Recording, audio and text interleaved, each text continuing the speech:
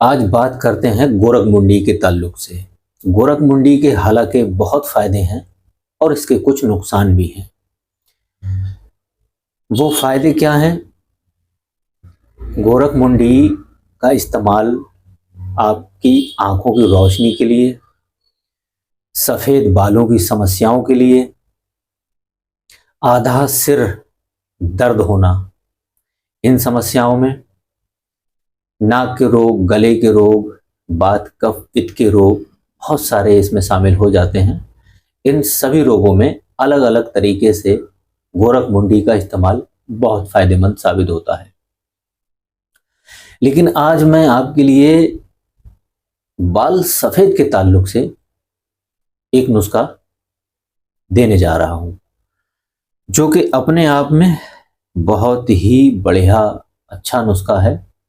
पसंद आए तो वीडियो को लाइक कर दें, चैनल को सब्सक्राइब कर लें और एक प्यारा सा कमेंट भी कर दें और इसको इस्तेमाल भी करें, क्योंकि आज के वक्त में वात पित्त का कोप ज़्यादा होने की वजह से अब ये ज़्यादा देखने में आ रहा है कि जिसको देखो उसके बाल सफ़ेद। उम्र के हिसाब से अगर बाल सफ़ेद हो तब तो ठीक है, बात समझ में आती है। लेकिन 15 साल, 10 साल, 20 साल, 25 साल या इससे ऊपर 40 तक लोगों के बाल सफ़ेद देखने में आ रहे हैं।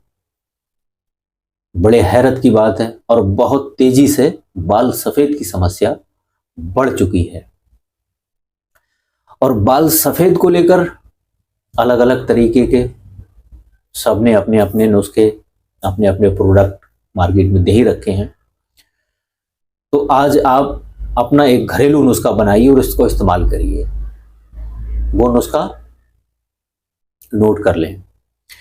गोरखमुंडी की जड़ या उसका पंचांग।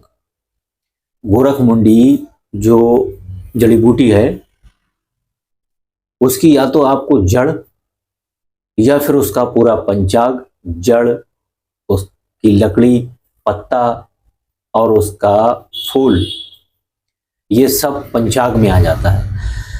तो गोरखमुंडी की जड़ या पंचांग को पुष्प गमन से पूर्व काले भांगरे, जो अब प्राय अनुपलब्ध हैं, यानी कि काला भांगरा नहीं मिलता है, अब ज्यादातर नॉर्मल साधारण ही भांगरा देखने में मिलता है। तो भांगरे की सामान्य भृंगराज को भी छाया शुष्क कर लें। दोनों के संभाग चूर्ण को, यानी कि भांगरा, भृंगराज और गोरखमुंडी का पंचांग, दोनों को समान मात्रा में लेकर चूर्ण को 2 से 8 ग्राम तक मधु व घी से 40 से 80 दिन तक सेवन कराने से बालों के सब रोग दूर होते हैं, सफेद बाल काले होने प्रारंभ हो जाते हैं। अब इसमें आपको मैंने सीधी तौर से जिस तरह से नुस्खा नोट किया है वो मैंने आपको बता दिया।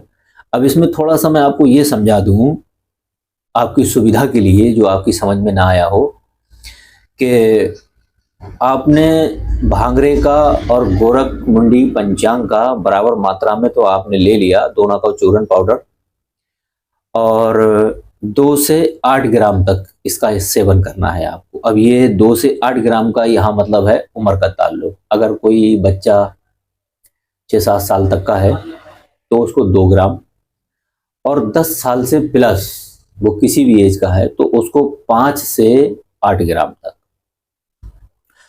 5 से 8 ग्राम आपको ये चूर्ण लेना है।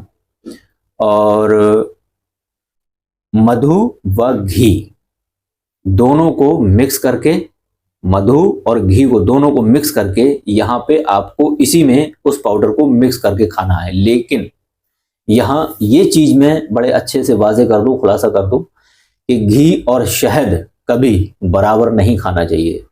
ये समाज में एक भ्रांति फैली हुई है कि घी और शहद मिलाकर खाने से शायद वो जहर बन जाता है। नहीं, ऐसा बिल्कुल नहीं है, वो जहर नहीं बनता है।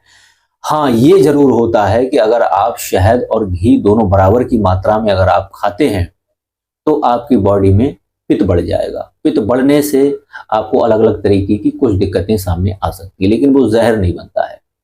लेकिन यहाँ पर जो आयुर्वेद और यूनानी में शहद और घी खाने की जो राय दी गई है, दवाइयाँ इस तरह से खाने के लिए बहुत सारी जो बताई गई हैं, तो यहाँ पर इन दोनों की मिकदार क्या रहनी चाहिए, क्या होती है, वो आप अच्छे से समझ लीजिए।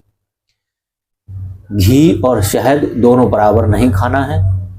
जितना आपने शहद लिया उसके दूना आपको घी लेना है। मान के चलिए आपने 5 ग्राम अगर शहद लिया तो आप यहाँ 10 ग्राम इसमें घी मिलाइए।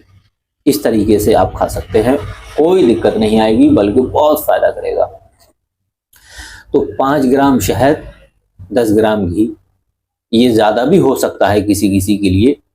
तो आप यहाँ 2 ग्राम शहद, 4 ग्राम घी मिक्स कर लीजिए और इसी के अंदर इस दवा को मिला लीजिए और मिक्स करके आप सुबह शाम इसका सेवन करते रहिए परहेज के साथ।